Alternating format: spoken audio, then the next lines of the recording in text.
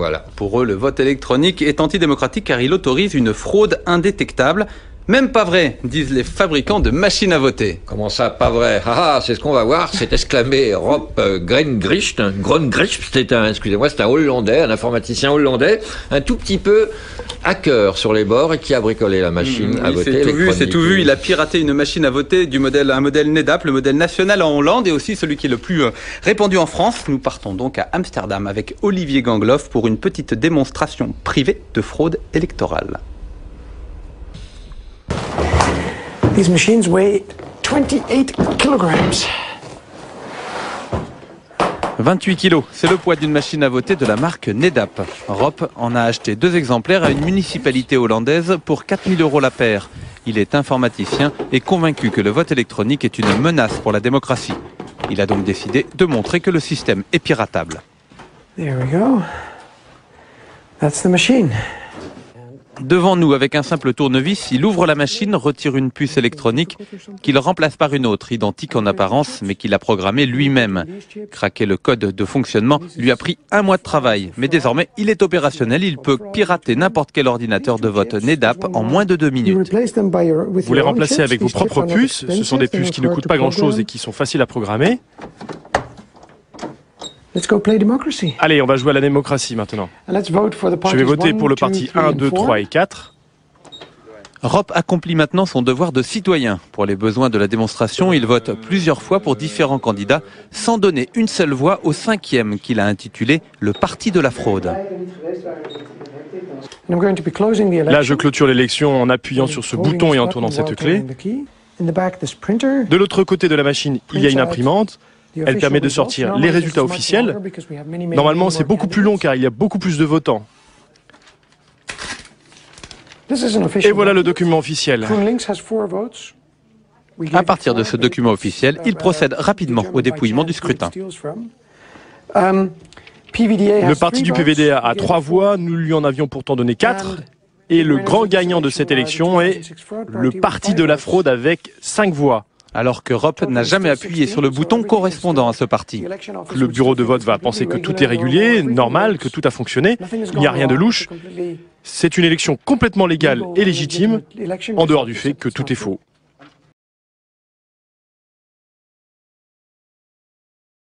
Vous vous rappelez de ça? Emmanuel Macron réélu, vous le voyez, 58,2%. Emmanuel Macron réélu à 58,2% et il est 20h.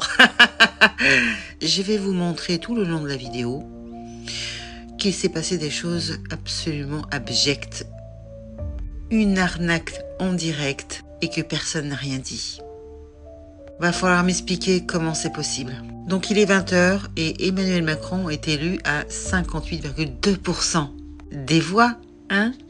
Maintenant, on va aller voir un petit peu plus loin sur le bon de montage. Et pour être le plus précise possible, je vous ai mis des petites annotations pour vous repérer dans le temps. Donc là, il est 21h10, soit 1h10 après 20h, et après les 58,2%. On est d'accord? On est 1h10 après. Et qu'est-ce que l'on peut voir derrière l'animateur? Eh bien, on voit que Macron est à 13 700 000 approximativement, et que Marine Le Pen est à 13 900 000, toujours approximativement. Hein. Donc je répète, Macron est élu à 58,2% à 20h, mais à 21h10, qu'est-ce qui se passe? Les compteurs nous disent totalement autre chose. Et voici ce que nous confirme l'animateur, ou plutôt le présentateur. Écoutez. Direct avec le ministère de l'Intérieur, dès qu'un bureau de vote est validé, il apparaît là, et là vous voyez le nombre de voix par candidat.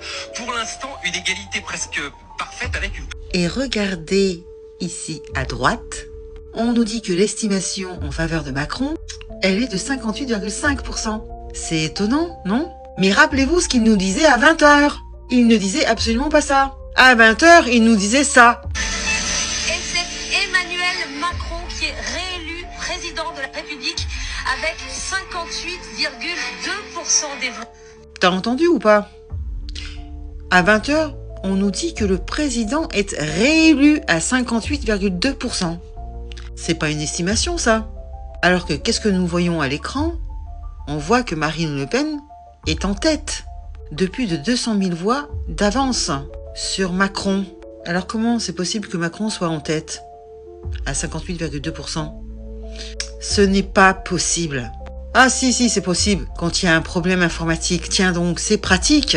Oui, l'informatique, on peut pas trop s'y fier, bien entendu. Mais grâce au ministère de l'Intérieur, les problèmes informatiques sont résolus. Donc on va aller voir un petit peu plus loin ce qui se passe. Par exemple, à 21h13, précisément. Ou très exactement. Et qu'est-ce que l'on s'aperçoit? Bah mince! Eh bien, on voit que Marine Le Pen est toujours en tête, avec plus de 200 000 voix d'avance. Voilà. Pour eux, le vote électronique est antidémocratique car il autorise une fraude indétectable. Même pas vrai, disent les fabricants de machines à voter. Comment ça, pas vrai? C'est ce qu'on va voir. C'est exclamé Rob Grengricht. Grongricht, c'est un Hollandais, un informaticien hollandais, un tout petit peu hacker sur les bords et qui a bricolé la machine à voter électronique. C'est tout vu. Il a piraté une machine à voter un modèle NEDAP, le modèle national en Hollande et aussi celui qui est le plus répandu en France. Nous partons donc à Amsterdam avec Olivier Gangloff pour une petite démonstration privée de fraude électorale. These machines weigh 28 kilograms. 28 kilos, c'est le poids d'une machine à voter de la marque NEDAP. Rob en a acheté 2 exemplaires à une municipalité hollandaise pour 4 000 € la paire. Il est informaticien et convaincu que le vote électronique est une menace pour la démocratie. Il a donc décidé de montrer que le système est piratable. There we go. That's the machine. Devant nous, avec un simple tournevis, il ouvre la machine, retire une puce électronique qu'il remplace par une autre, identique en apparence, mais qu'il a programmée lui-même. Craquer le code de fonctionnement lui a pris 1 mois de travail, mais désormais, il est opérationnel. Il peut pirater n'importe quel ordinateur de vote NEDAP en moins de 2 minutes. Vous les remplacez avec vos propres puces. Ce sont des puces qui ne coûtent pas grand-chose et qui sont faciles à programmer.